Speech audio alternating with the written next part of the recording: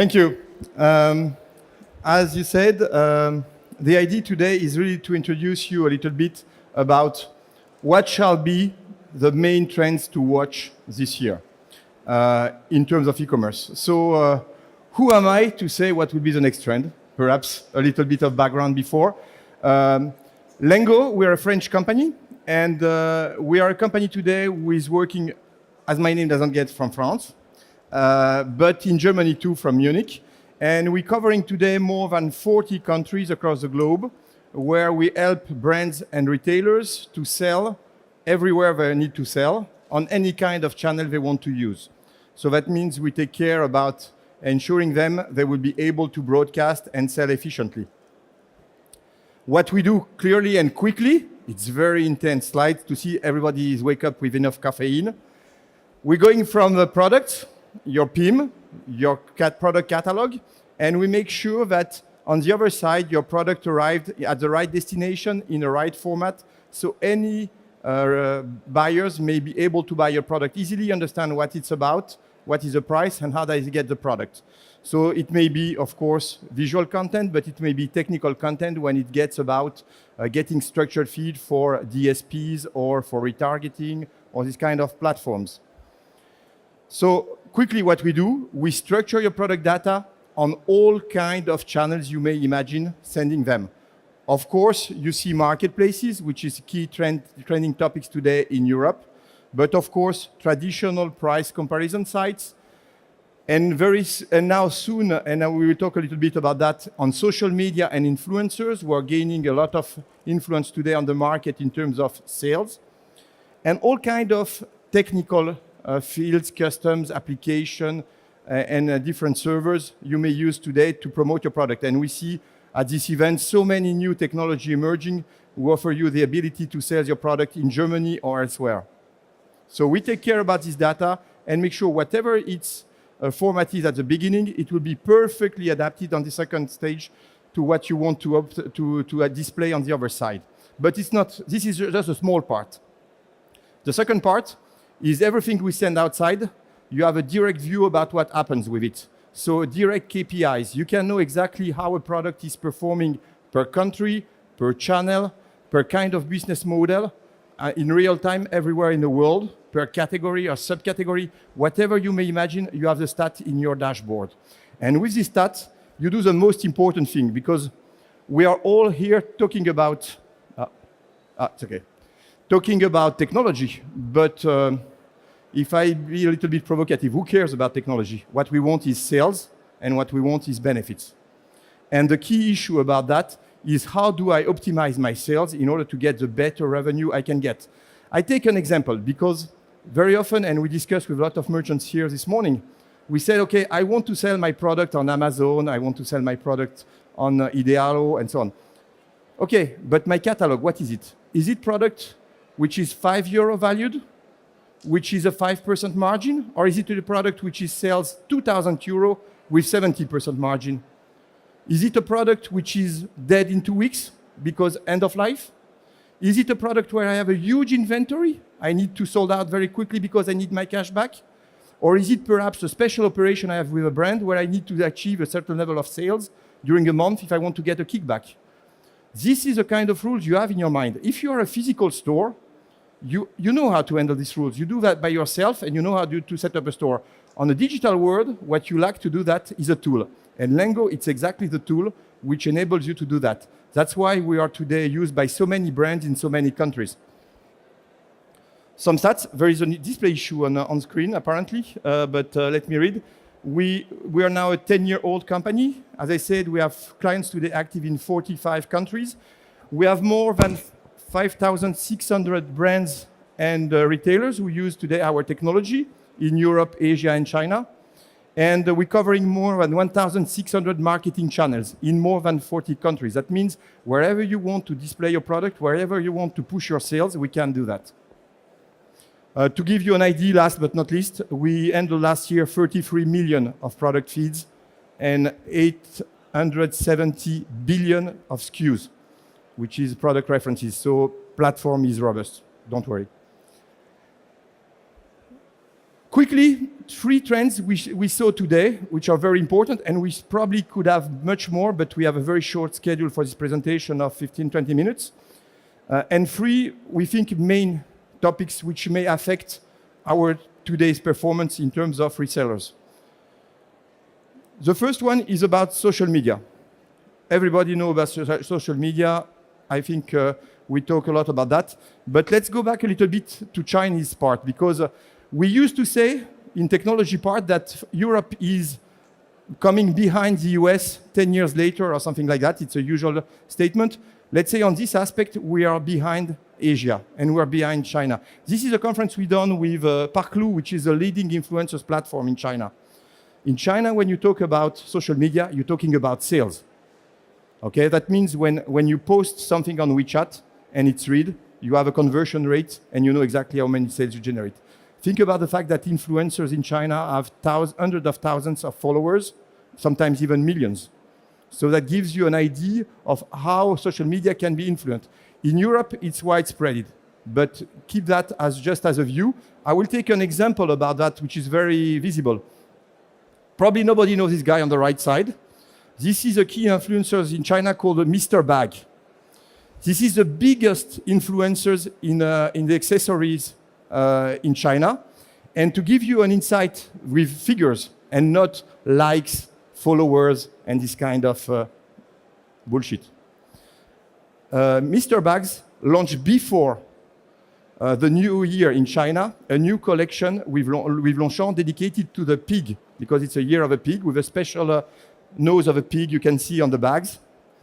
And in the first 2 hours of release, this is the amount they achieved in selling through Mr. Bags, $770,000 of revenue in 2 hours.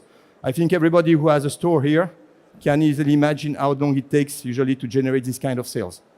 Okay, so this is just to say, this is maybe where we're going in the future. I don't say it's today, I don't say it's tomorrow, but I say we should take care about that because it's a key trend, and we see that in that aspect, China and Asia is ahead of us. And when we look today at our social media in Europe, what we see is during the last year, all these guys made their move into the product environment. So when you look, all these platforms today have a product advertising offer. Last one we implemented in France as early stage is Snapchat. We opened a first level of product advertisement. But I think it shows that it's in the mind of everybody. How can I move from a business of influencers to a business of sales?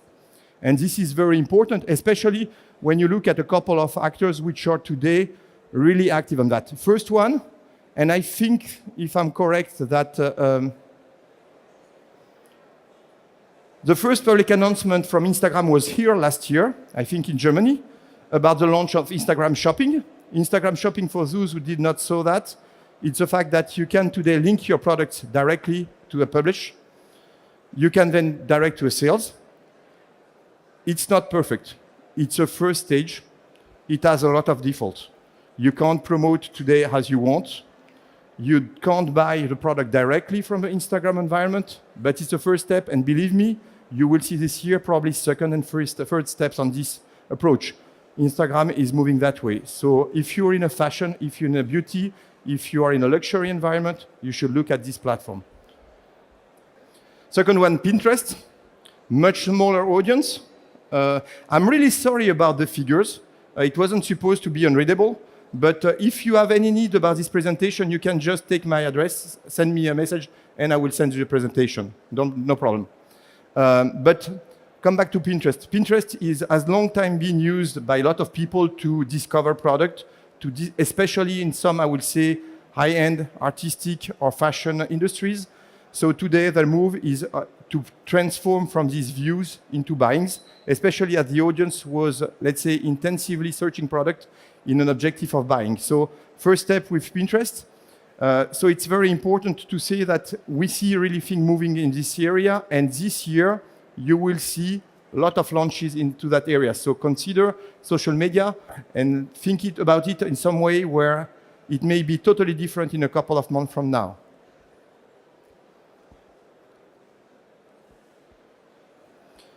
The second point, it's a marketplace evolution or revolution. I don't know, because you will see a lot of things happen in that area too. Main point, and I think it's important to emphasize that, it's a momentum we see a lot today in Western Europe, France, Spain, Italy, UK, Nordics.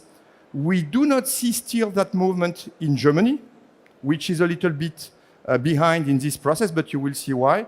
But I think everybody will be affected by that.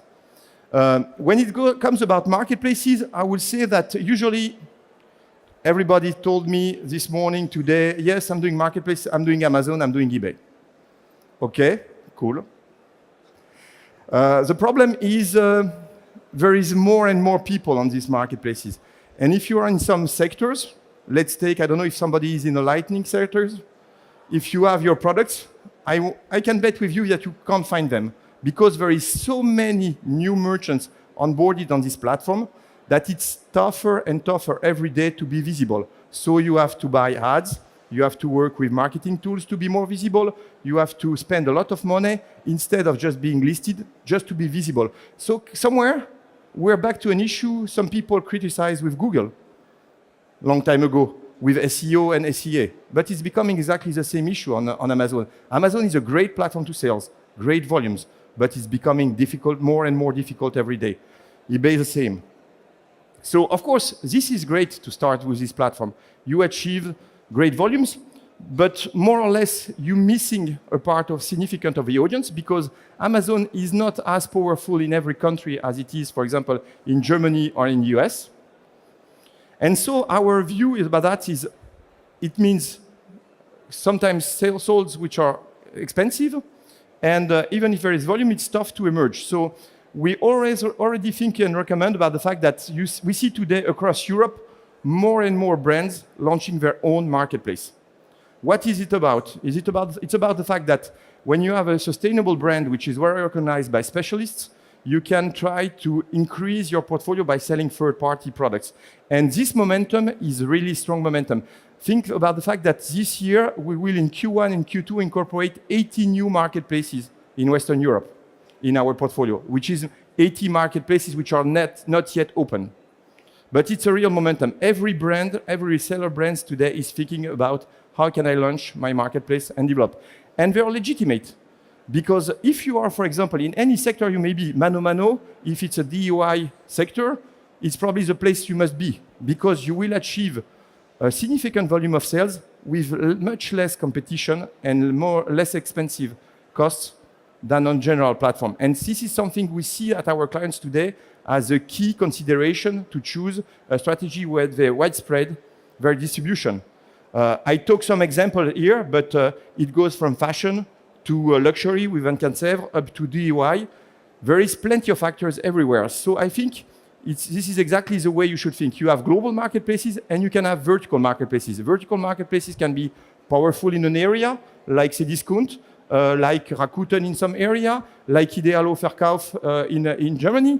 But you can have some verticals which are very strong in their kind of product. If you're in luxury, you should perhaps go to 24/7, because all LVMH Group is on this marketplace. It's their own marketplace at that time. I don't know how fast they will open to others, but today I can assume that they are achieving big volumes. So the idea is really think about verticals and global. And this is something really which is new, linked to the fact that it's more and more difficult. Think about the fact that Amazon is onboarding every month thousands of new resellers, mostly Chinese. So competition on every category is becoming very difficult. And last but not least, I don't know how many of you are familiar with that, Google is coming in the marketplace business. They launched in the US, and we launched with them in France. It started now.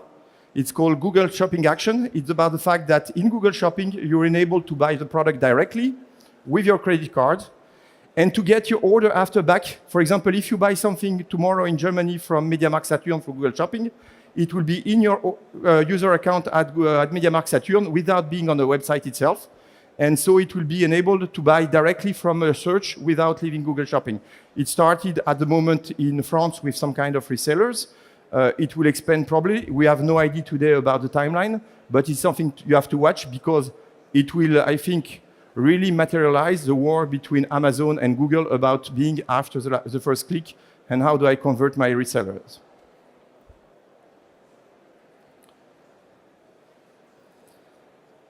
And unfortunately, it's not enough. It's not all. Because there's something which happens in the mobile apps. And sometimes somebody knows about, but they just neglect it. We took these screenshots. Okay. Sorry. I don't know if you're familiar with this logo, but this is an example we took very new, 13th of February, of the top 10 of downloads on the shopping in the app centers of Google and Apple. Joom, Wish, AliExpress, you probably heard about them. Perhaps Shine, which is a little bit less known. But all these marketplaces are today very proactive. They're generating millions of downloads and installation. They're generating huge volume of sales. And usually, I would say, we see them a little bit through a different scope. Joom, it's the first Russian shopping app. It's mostly today Chinese resellers, but today it's the first shopping app in France, ranked in the top 10 in every country. You probably saw them on a lot of TV shows around Europe at the moment. They're investing a lot, somewhere like Wish last year. And in the middle, AliExpress, which was the old, probably the most known international marketplace. I say we saw them the bad way because every time I talk to somebody, said, okay, yes, but this is Chinese marketplaces with Chinese reseller. It's not true anymore. It's not true. Since last year, Wish, AliExpress, and Joom onboard international resellers. You have in Spain today, you have in Germany today, resellers who are already onboarded on these marketplaces. And it go faster and faster. So that means there will be a real issue because on one stage for your mobile apps, if you have a mobile apps, you had, I would say, the traditional Etsy, Amazon, eBay app. Take care about the fact that now you have new contenders. And these contenders may be able to onboard your competitors. So that means your competitors maybe benefits from millions of users who buy this product. The target is, of course, perhaps different. Of course, we're talking about millennials, we're talking about younger people, but this is a reality today, and it will be more and more because you will see these actors being very proactive in the coming months about onboarding merchants all across Europe. So this is really not just an evolution of a marketplace market, but a revolution, because you will really have to face a competition you did not care or did not know before, even a couple of years ago. The impact about that is, that's why we work today with all these kind of resellers and brands, because you have to expand your territory in countries. This is one of the key things today, is really about being cross-border, selling internationally. I know the issue is about getting the time to do that, getting the resources, but today it's a key factor of success we see on these topics. First, target countries where you may have opportunities, and believe me, there is no country which is the same than the other ones. You have really to test and try, because sometimes your best-selling product are not working at all on other markets because competition is different.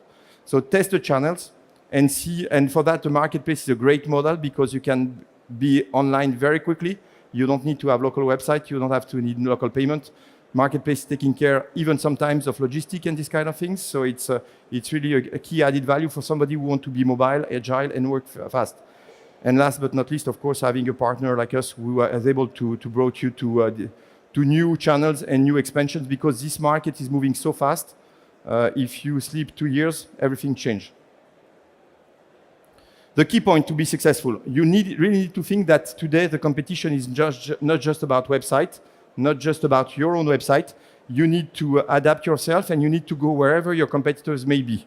So be successful, it's a key point to be everywhere. The second point is really about being efficient. I say time is the essence, but HR is an issue too.